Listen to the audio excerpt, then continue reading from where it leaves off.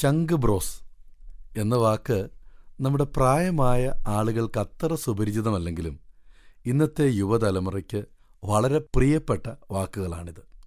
ഉറ്റ ചങ്ങാതി, very close friend എന്നാണ് ഇതിൻ്റെ അർത്ഥം. പ്രായമുള്ള പലർക്കും ഇങ്ങനെയുള്ള സുഹൃത്തുക്കളുണ്ട്. രാവിലെ ഒരുമിച്ച് നടക്കാൻ പോകുന്നവർ, ഒരുമിച്ച് കടയിൽ സാധനം വാങ്ങാൻ പോകുന്നവർ, ചിലപ്പോൾ ഒരുമിച്ച് സ്ഥിരമായി യാത്ര ചെയ്യുന്നവർ, ഒരുമിച്ച് ആരാധനയ്ക്ക് പോകുന്നവർ, വൈകുന്നേരം ചായ കുടിക്കാൻ വരുന്നവർ, അങ്ങനെ പലരും.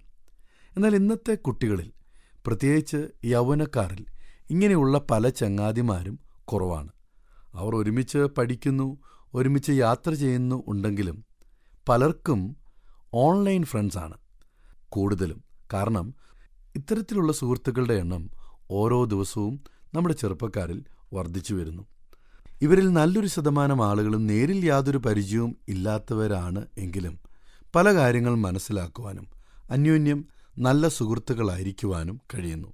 അപ്പോൾ തന്നെ മറ്റൊരു കാര്യം, ഇത്തരത്തിലുള്ള പല സുഹൃത്ത് ബന്ധങ്ങളിലും ഉണ്ടാകുന്ന പല പ്രശ്നങ്ങളും മാധ്യമങ്ങളിലൂടെയും നാം മനസ്സിലാക്കുന്നുണ്ട്.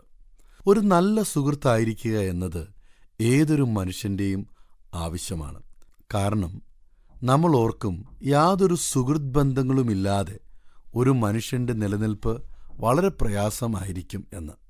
ഞങ്ങളെ വിളിക്കുന്ന പല റേഡിയോ ശ്രോതാക്കളും ഇങ്ങനെ പറയാറുണ്ട്, സാറേ വല്ലപ്പോഴും ഒന്ന് വിളിക്കണേ, വേറെ ആരുമില്ല സംസാരിക്കാൻ. അവരിൽ പലരും ഏകാന്തത അനുഭവിക്കുന്നവരാണ്. ഇങ്ങനെയാണ് വേദപുസ്തകത്തിലെ ഒരു വാക്യം, സഹോദരപ്രീതി നിലനിൽക്കട്ടെ, അതിഥി സൽക്കാരം മറക്കരുത്.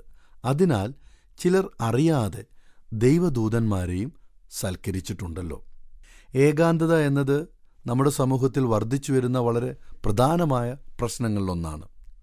ഇതിൽ ചിലർക്ക് മറ്റാരുമായി യാതൊരു ബന്ധവും വേണ്ട എന്ന് സ്വയം കരുതി ഒറ്റപ്പെടുന്നവരാണ്. എന്നാൽ മറ്റു ചിലർ അവരുടെ യാതൊരു പ്രശ്നം കൊണ്ടല്ല, സാഹചര്യങ്ങളാൽ ഒറ്റപ്പെടുന്നവരാണ്. ഇതിൽ കാരണങ്ങൾ എന്തു തന്നെയാണെങ്കിലും ഒറ്റപ്പെടൽ വേദനാജനകമാണ്. ഏകാന്തത നമുക്ക് കൂടുതൽ ദുഃഖങ്ങൾ ഉണ്ടാക്കുകയാണ്. സാമൂഹ്യ മാധ്യമങ്ങളിലും നേരിൽ കാണുന്നവരോട് നമ്മൾ ചോദിക്കാറുണ്ട്, എന്തുണ്ട് വിശേഷം, സുഖമായിരിക്കുന്നോ, ഗുഡ് മോർണിംഗ് എന്നൊക്കെ നമ്മൾ പറയും. തിരിച്ചും ഒരുപക്ഷെ ഐ ആം ഫൈൻ എന്ന് അവർ പറയാറുണ്ട്. എന്നാൽ ചിലപ്പോഴെങ്കിലും അവർ കടന്നു പോകുന്ന ജീവിത സാഹചര്യത്തെ മറച്ചുവെച്ച് ഐ ആം ഫൈൻ എന്ന് പറയാറുണ്ട്. ഒരു നല്ല സുഹൃത്തായിരിക്കാൻ 3 കാര്യങ്ങൾ നാം ശ്രദ്ധിക്കണം. ഒന്നാമത്, അന്യോന്യമുള്ള വിശ്വാസം, പരസ്പര വിശ്വാസം ഒരു പ്രധാന കാര്യമാണ്. ഇതിൻ്റെ അർത്ഥം എൻ്റെ കൂട്ടുകാരൻ എന്ത് ചെയ്താലും അവൻ ചെയ്യുന്നത് അല്ലെ അവൾ ചെയ്യുന്നത് ശരിയാണ് എന്നല്ല. മറിച്ച് നല്ല കാര്യങ്ങൾ ചെയ്താൽ അഭിനന്ദിക്കാനും തെറ്റായ കാര്യങ്ങൾ ചെയ്താൽ അതിനെ വിമർശിക്കാനും അതിനോട് വിയോജിക്കാനും തയ്യാറാകണം. ഇതാണ് പരസ്പര വിശ്വാസത്തിൻ്റെ അടിസ്ഥാനം. സ്നേഹിതൻ വരുത്തുന്ന മുറിവുകൾ വിശ്വസ്തതയുടെ ഫലമാണ്. Faithfulness are the wounds of the friends എന്നാണ് ജ്ഞാനികളുടെ ജ്ഞാനിയായ ശലോമോൻ പറയുന്നത്. രണ്ടാമത് പരസ്പര ബന്ധമാണ്.